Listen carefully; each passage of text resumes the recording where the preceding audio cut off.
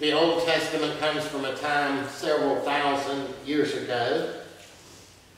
And there are a lot of differences, as you can imagine, between life back then and life today.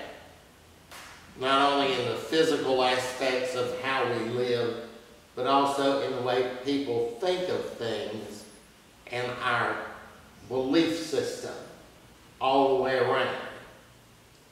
The people back then had very different lives than we had. And they also looked at everything very differently. And I would like to think about one of those things today. Now, for our Old Testament reading, we heard a passage from the book of 1 Samuel. The character in there, the main character, is Saul. Remember, he was the first Hebrew king. And the Philistines, a group of people, are gathering here. And Saul is afraid the Philistines are going to attack the Hebrews. And he doesn't know what to do. He didn't feel like they could defeat the Philistines should they attack. So he was trying to decide what to do. And it said in there that one of the things he consulted was the Urim. U-R-I-M. Now, if we're reading that passage, probably what we're going to do is read through that, skip right over that, and not give it any thought. We might not know what it is, and so we just go on. But this is mentioned a number of times in the Old Testament. Usually when it's mentioned, it is mentioned in conjunction with the Thummim. T-H-U-M-M-I-M. So it's usually mentioned as the Urim and Thummim. And they're first mentioned in the book of Exodus in connection with the garments that the high priest wore. The high priest wore a garment called an ephod. It was made out of embroidered linens. By the description of it, it seems to have been something like a short robe without sleeves, and it was tied on. I think I've seen people with aprons that looked about like this. It had a part that came up here, then a part that came here, and then tied, but it didn't have anything down here. Now, it was about knee length. And what they would do would be, they would put this thing on, and then over the top of that, they would put a breastplate. The breastplate was also made out of imported linen. It had 2 layers, and it was about 18 inches square. And so they put that on. Now, on that breastplate were 4 rows of 3 squares each. And in each one of those squares was attached a different gemstone. There were 12 different gemstones, one for each of the tribes of Israel. Now remember, the breastplate was made of 2 layers, and so that, sort of like it had a lining to it, you know. So that created a pocket between the 2 layers. And inside that little pocket were the Urim and Thummim. Now, exactly what they were and what they were used for is not stated in Exodus. It is just stated that they were put in this little pouch or pocket inside the breastplate. So we encounter those in other places in the Old Testament, and there we get clues as to what they were used for. We've already talked about one. It's when Saul was trying to decide what to do about the Philistines, and he consulted the Urim, and it says he does not get an answer. Now, in the book of Numbers, we hear this mentioned again. Moses is about to die, and God is going to appoint Joshua to be the new leader and lead the Hebrews into the land of Canaan. And God says that when Joshua is the leader, that when he has a question about something, he is to go to the high priest and inquire from the Urim. In other words, the Urim will guide Joshua in what he is going to do. In the book of 1 Samuel, connected with Saul, there is another reference. The Philistines have attacked. Saul and his armies have had some victories against the Philistines. And the day is drawing to an end, and Saul says, I don't want to stop fighting for the night. Let's go ahead. So that's what they do. They fight all night long, all night, and they don't stop to eat. And then they have defeated one group of Philistines. And the Philistines had in their camp a bunch of livestock. And so here come the Hebrews in here, and remember they've fought all this time and they're hungry. And so they just flew in and killed the livestock, and they ate it with the blood. Now what that means is that they either did not cook it, or they cooked it only until part of the blood was out of it. Remember, according to Jewish law, you cannot eat meat with blood in it. It has to be cooked until, in other words, you can't eat a raw steak if you're, anyway. Now, so then, they've eaten meat with the blood in it, which was prohibited. And Saul found out about it, and he wanted to find out who. So he did it with the Urim and Thummim. Now, depending on what Bible translation you have there for that episode, you may not see the words Urim and Thummim. The translations which are based on the later Hebrew translation of the Bible does not have that. But if you go to the original Greek, which is the oldest version of the Old Testament in existence, you will see that it has the Urim and Thummim. And so the people were divided into groups, and somehow or another, by switching people back and forth between groups and using the Urim and Thummim, it was determined exactly who had eaten the meat with the blood in it. Now, no one knows exactly how these things were used, though. Now, there's a number of other references to the Urim and Thummim in the Old Testament. Nowhere is it explained exactly what they were or how they were used. And some biblical scholars say, well, that's not explained because everybody knew. And there was no reason to explain what they were because everybody was familiar with them. But of course, that leaves us in the dark. Today, nobody does know what they were or how they were used. Now, some scholars say that since they were associated with the breastplate, and since the breastplate had gemstones on it, they were probably some kind of stone. Others disagree and said they were probably made of bone. And nobody knows what they were used for. We know they were used for making decisions. Some scholars say they provided a yes, no question to an answer. You could imagine like if you had two marbles in a bag, one was black and one was white, and you said, you ask it a question, you reach down in there without looking, pull out a marble, if it's white it's yes, if it's black it's no. Some people say, well, they thought that's the way it operated.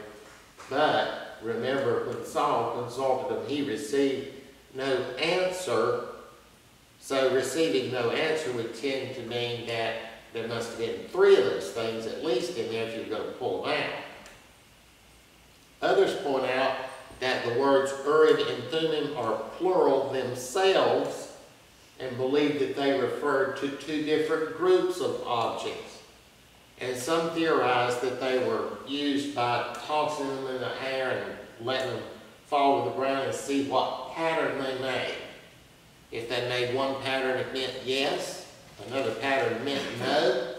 If it didn't form either one of those patterns, it meant no answer. Other people have suggested they were dice-like objects that were rolled, and the answer was determined by what side was facing up. We just don't know. We don't know exactly what they were or exactly what method was used, but somewhere They were used to get an answer to a question. And the way this is presented in the Bible, it wasn't that everybody had their own set of these things. It's presented as being used by the high priest. If you remember what a priest is someone who is an intermediary between God and people. People who believe in having priests believe God does not deal directly with people. God deals with a priest, and then the priest deals with a person. And that same thing is true in reverse.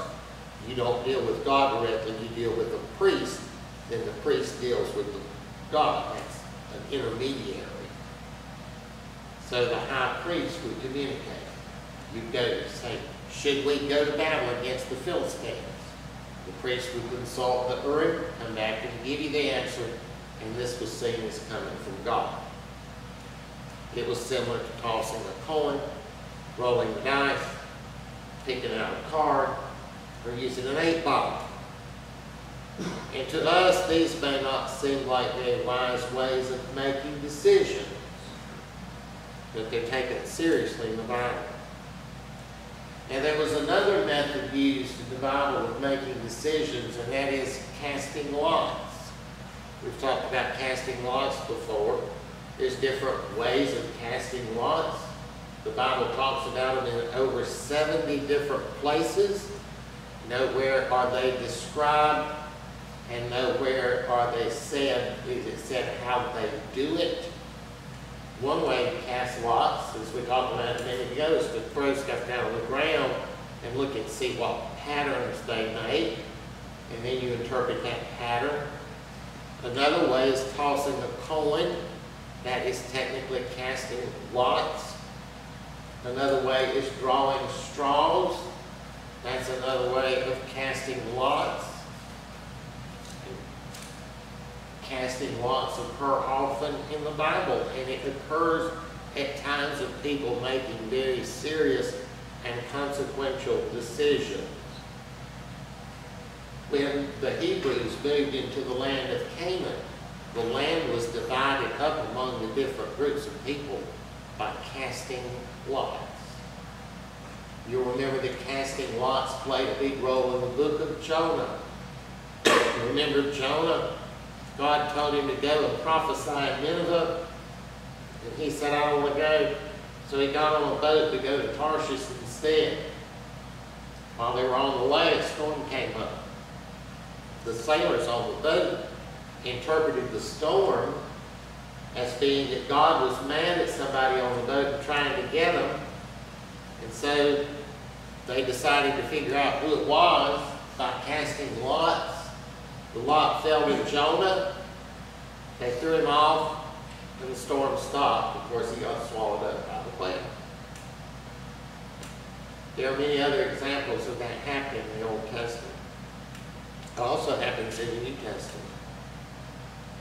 Near the beginning of the New Testament, where it's talking about the birth of Jesus. Before the birth of Jesus, there was the birth of John the Baptist. John the Baptist's parents were Zachariah and Elizabeth. Zachariah was a priest. And it said there were so many priests they didn't need them all. And so they cast lots to determine who would serve on any certain day. And remember, after Jesus ascended into heaven, the replacement for Judas in the group of 12 disciples was chosen by casting lots. Now it's interesting, if you look at that, it's in the book of Acts, they prayed to God before they cast the lots, that God would let the lot fall to the right person. And then they cast the lot. And they interpreted the result of that as being a message from God. For our proverb this morning, we heard it ended with, the lot is cast into the lap, but the decision is from the Lord. In other words, we might look at, if we have a pile of sticks in our hand or something, throw them down, we might look at the way the land was found. They looked at it as being controlled by God. Many important decisions were made in the Bible by casting lots. You know, there's a technical term for that. It's called cleromancy. C-L-E-R-O-M-A-N-C-Y. And that just simply means using a method that some might consider giving random results to make a decision. Casting lots, tossing a coin, rolling dice, drawing a card, all those things are examples of cleromancy. People who claim to be able to foretell the future by reading a deck of cards. You know, I don't know if y'all have had a reading before. I have. They pull a card off one by one, and they read the card, and they say that they can tell your future from that. That's cleromancy. Now, we might say that those things just give random results, but some people believe spiritual powers control the results. When you toss a coin, you might think it's just random. Somebody else tosses a coin, they think some spiritual power controls it. And in the Bible, of course, the spiritual power that was thought to control it was God. That was one way that God made his will known, is through things like that. Now there's another reason, though, in the Bible where that was so popular to make decisions.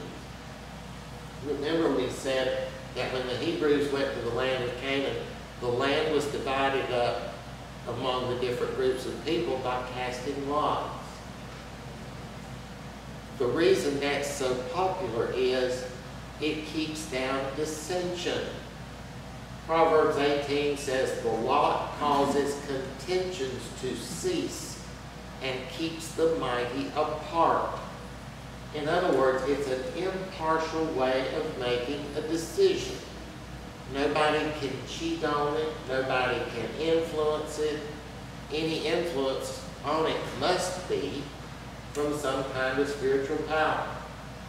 If you're standing there and this person here is going to divide the land between you and somebody else and you both want the same parcel, if he casts the lots and you're standing there and watching, it's, you know, you can't blame him.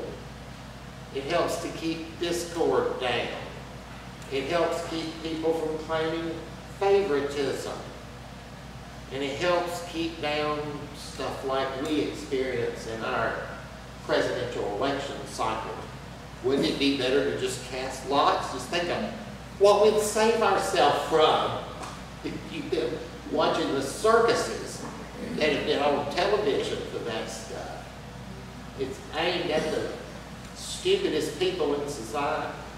But anyway, flipping a coin, rolling the dice, drawing lots, drawing names out of a hat, doing things like that to make important decisions would be very hard for us to accept because we see the results of those things as random.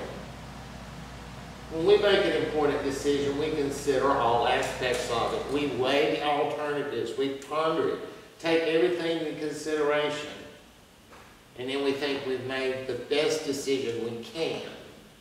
We would not make an important decision by using an 8-ball. We would consider that foolish. But the people in the Bible saw stuff like that differently. The reason they did is because they saw God as being behind the results. To them, that kind of decision-making was not irresponsible or foolish. It was seriously thought as a way that God would indicate to you what you should do.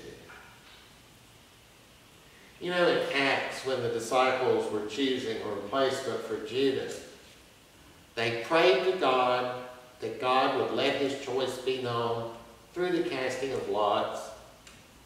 Then they cast the lots, and they interpreted the person that it fell to as God's choice.